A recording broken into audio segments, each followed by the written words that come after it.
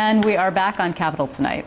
We will not know for several weeks yet whether the revised PEF contract gets approved by the rank and file this second time around. We are, however, fairly certain that there will not be a third round of negotiations if this deal fails too. Governor Cuomo made it quite clear yesterday that layoffs will start promptly on November 4th if the agreement doesn't pass muster. He also rejected renewed calls for extending a higher tax rate for the wealthiest New Yorkers, even though support for that seems to be growing. Here to share their thoughts on the latest developments in state politics, our insiders, Albany veterans who join us each week to break down the top stories. With me this week, back for another third, I think, is Rachel McEnany, a senior associate at Capital Public Strategies and a former advisor to Senator Kirsten Gillibrand. Also with us is Bob Bellafiore. He served as press secretary to former Governor George Pataki. He's now working at National Heritage Academies. Welcome. Hi, Liz. Welcome Hi, Rachel. back. Thank you. It's good to have you both. Okay. Great to have Steve off the set, right, and get some women. Get some more women on the set. It's all we're all about woman We're power. trying to take it over. Yeah, we are. It's okay. We are the 51% as opposed to 99%. Or the one, yeah. Right. Okay. But anyway, we'll get to that in a second. Let's just talk briefly about Andrew Cuomo. As I mentioned at the top of this show, he is getting a big award from Huffington Post. It's a game changer award. He's been in office for 10 months, so it's for mostly gay marriage. Has he changed the game? Rach, you want to start? I think he's changed the climate definitely in Albany. I think that it's been I think we've talked over and over again that it's been a very, very aggressive agenda. Many things have happened over the year that the governor's been in. So overall, I think he earned it. I think the gay marriage vote, obviously, because it's such a progressive, liberal publication website. This was something obvious, but it also, the bigger question is that a national publication is recognizing this New York governor for his aggressive producing work that he's doing. Yeah, well, that's interesting because he goes to great lengths to stay out of the national spotlight generally, because then we start asking questions about, well, what might you do next, 2016, et cetera, and what's coming down the pike. Well, the Cuomo family has perfected the political tease. Right, right. Mario Cuomo was Hamlet on the Hudson. Should I run? Should I not run? And everybody. When I was in the press corps at the time, we chased him day after day for years about trying to get him to answer the presidential question. Right. And Andrew has a different kind of strategy. He says, I'm not interested in that kind of publicity, which of course only generates it because he's focusing on. He says he's focusing on good government, and the politics will take care of itself, which I think is clearly the case in this. If he focuses on good government, if he fixes this place, the national politics will take care of itself. Well, fixes this place. I mean, I don't know necessarily that you can fix. I don't even know what that means, to fix Albany, per se. To get it, as Rachel said, to get it to run is something that he's already accomplished. No, well, he's accomplished it for a year. We have to see if the bills that they've passed actually translate into fixing the problems outside. It's not just fixing Albany, Liz. It's about fixing the problems that the state has. Economic problems, educational problems, social problems, environmental, all those things that he inherited when he came into office. Well, perhaps more intractable, too, right? I mean, you also, Rachel, brought up an interesting point, which is to say this is a liberal publication. Gay marriage is pretty much the one thing that the governor can hang his hat on and say to folks on the left who might be angry with him because he cut education, because he refuses to get on board with the millionaire's tax despite all this popular support. I am a progressive. I still am a progressive guy. Do you think it's enough? Well, we're going to have to see. I mean, I think he's making he's going into some dangerous territory right now. I mean, we have an explosive explosion going on down on Wall Street right now. We have one of the largest unions right now in tough negotiations. He is playing around with the standard left that a centrist Democrat needs. And I think it has opened up to the national media that what is Andrew Cuomo trying to be? How is he going to stay in this position? It's going to be very interesting. I think what the governor is trying to do is solve the problems. I mean, no one is ever going to, not even the most artful political operative, could I think it was a compliment. It was a compliment. could, if she got kidnapped by the right wing, turn Andrew Cuomo into Newt Gingrich. It'll never happen. I don't think he will ever have a problem on the left. Wait, hold on. Do you think you could turn Andrew Cuomo into Newt Gingrich? She'd have to be kidnapped and brainwashed. I'll have to talk to Andrew Cuomo about that. Yeah, okay. But we'll get back to you on that. He'll never have a problem on the progressive left. There isn't a question about what stripes he wears. He says he's a progressive liberal. He's just like his father in those areas. But fiscally and economically, he has serious problems that that have to be solved, and he's trying to take all the necessary actions to solve them. I mean, liberals want jobs too, and liberals want a functioning economy. It's not just conservatives. That's a sign I have not seen in Zuccotti Park yet, but I think it should be up there. Liberals want jobs too. Because let's talk about it then, because that's what this is all about, right? I mean, ostensibly, Occupy Wall Street, to the extent that it's about anything at all, it's about jobs, I think. It's about jobs. It's about how, when we were talking earlier, it's about a lot of young people have camped out in this park. And what we said earlier is what's going to happen once they vacate the park. Because they will vacate the park. And they have brought in tons of people, and they've generated incredible source of media attention. How do they withstand that and take it to the next level? But in general, they're unemployed. In general, they're very unhappy where this country's going. And in general, they don't have anywhere else to go.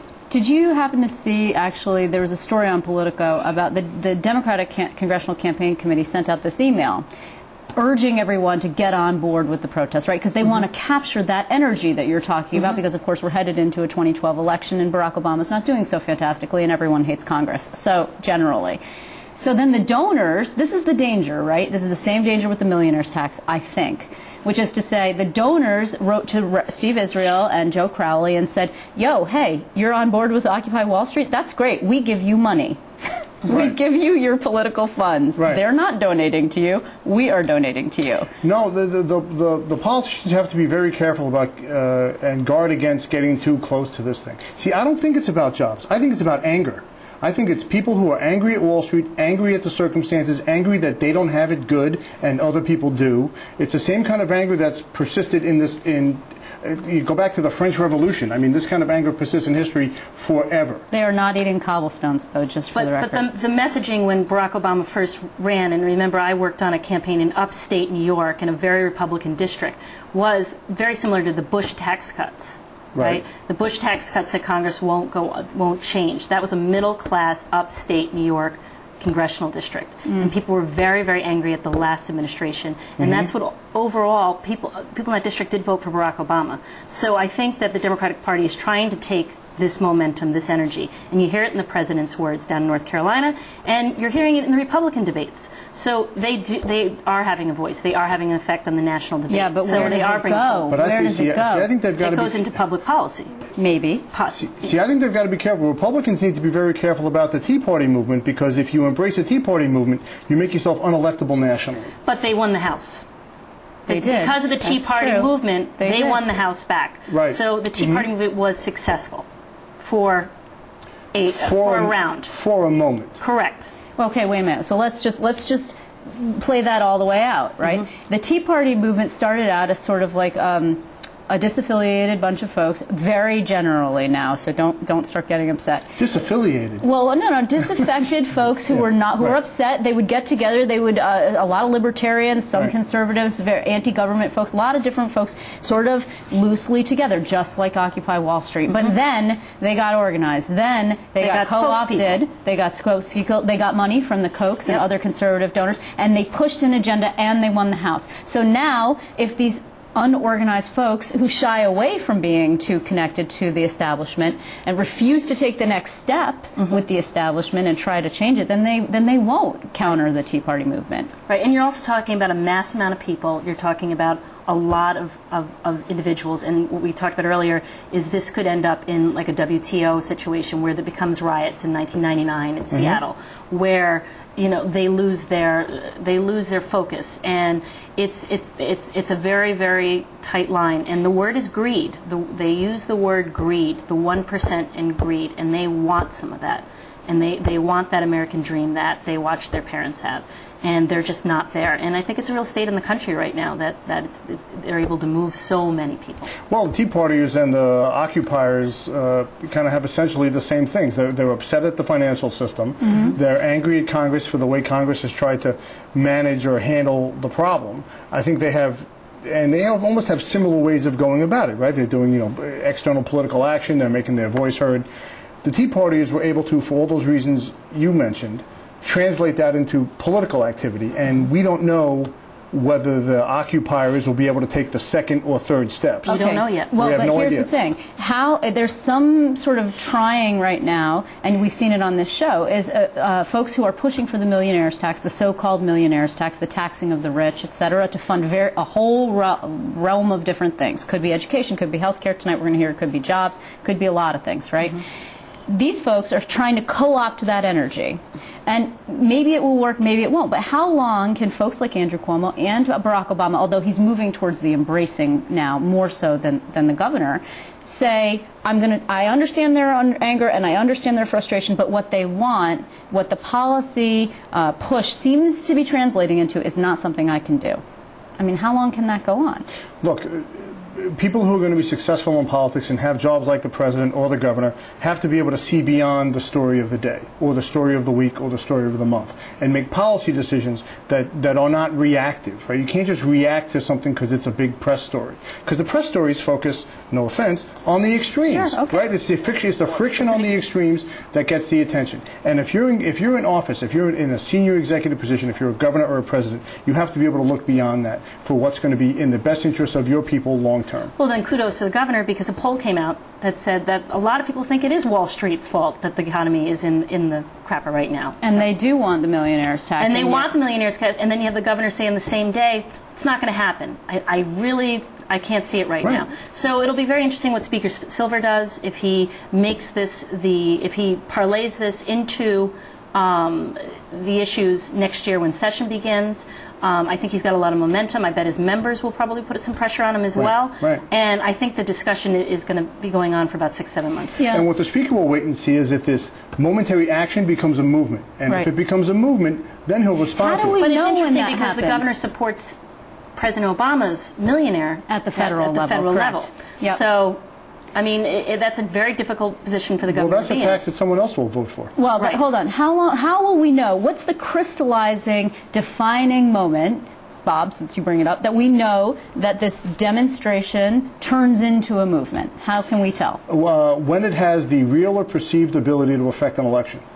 Well, that's coming up. So we won't know until fall 2012? Well, you might know before that if people see in their districts that this point of view is really taking hold, and yeah. they'll poll and they'll know because they'll start reacting And to it's it an more. off year. I mean, we have some county executive races, Yeah, right. but generally this is a very quiet year for around the state. Right. So maybe we'll see it trickle into some of the county it's executive developing races. a But little bit late, right? I mean, we are seeing, interesting that you bring it up, though, because I hadn't thought about it until just now. Mark Poloncarz, who's the Erie County executive Democratic candidate, he's the Erie County Comptroller currently, is trying to make this into a class war between himself and Chris Collins, who is more of a well-heeled Republican guy. And he is not saying the rich have and the poor have not at the county level, but he is saying I'm a blue-collar guy and that guy is not. Well, Chris Collins wasn't born on third base. I think he made his money through his own sweat did. and brains. He did, Yeah, indeed. okay, so it's not like he's a well-heeled understand, guy. I He think a earned lot of every people on nickel out Wall of it. Street probably feel the same way about the folks that are sitting out in the park as well, though. So Chris Collins was a businessman, not a hedge fund manager, True. flipping businesses and whatnot. So No, it's true. it's just a bit of a distinction that you've got to be able to see through.